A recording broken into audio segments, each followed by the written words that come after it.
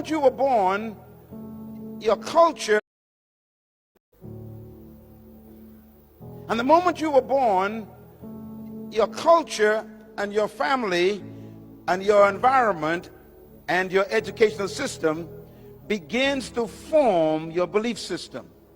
And that could be detrimental.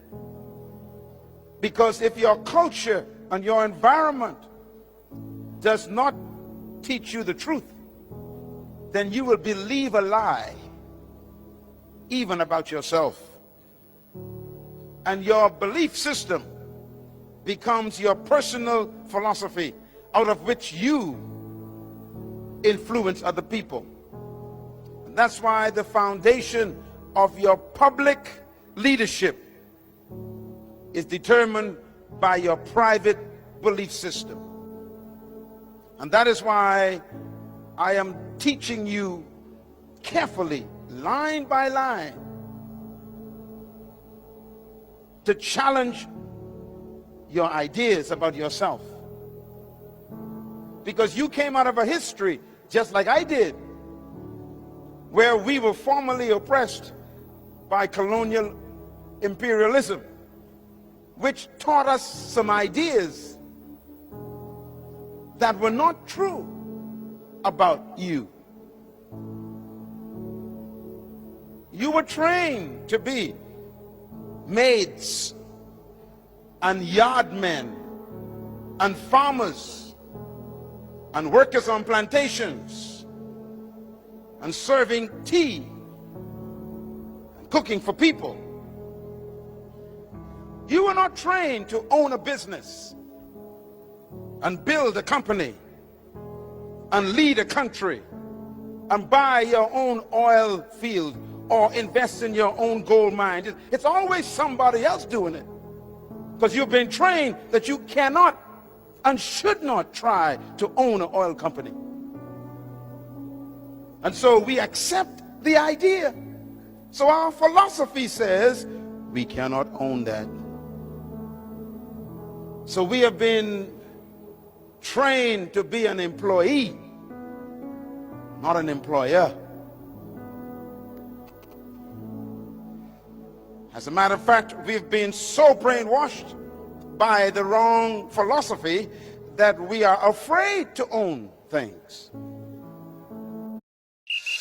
Playing for your country, easy. Scoring, easy. Avoiding injuries, easy. Winning. We are afraid of success.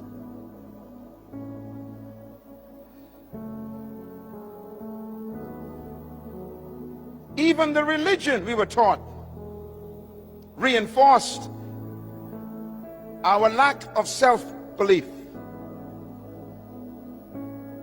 You know what you were taught for the last 100 years in religion. Your doctrine came from another country. Your belief system was imported by people who owned your forefathers. And they taught us songs to sing, didn't they? Songs like, I got a shoe, you got a shoe. All of God's people got a shoe. When I get to heaven, I'll put on my shoe. I'll walk all over God's heaven. Interesting song. So the enslaved, oppressed person sang that song. And they sang it to the master, the oppressor. They said to the master, I got a shoe and you got a shoe. Both of us are God's people. We got shoes. You wear yours now, I'll wear mine in heaven. That's a dumb song. But we sang that in churches and believed it. And even had the spirit on it. I got a shoe. That's a dumb song. What you're telling the master is, you prosper now, I'll stay poor now, I'll be rich later.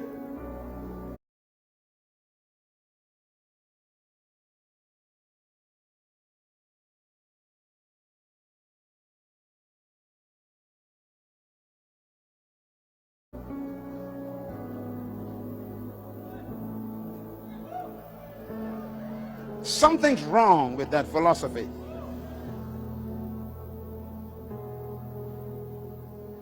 And so they make us afraid of prosperity. They say things like, you don't want to prosper, you might forget God. So stay poor and you'll stay humble before the Lord. Philosophy.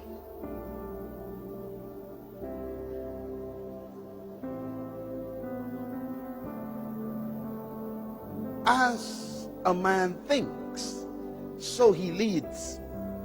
So the pastor who comes out of that philosophy preaches to his people, stay away from politics, stay away from money, stay away from power, stay away from influence.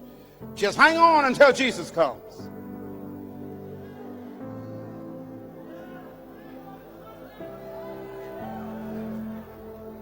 And that is what we preach.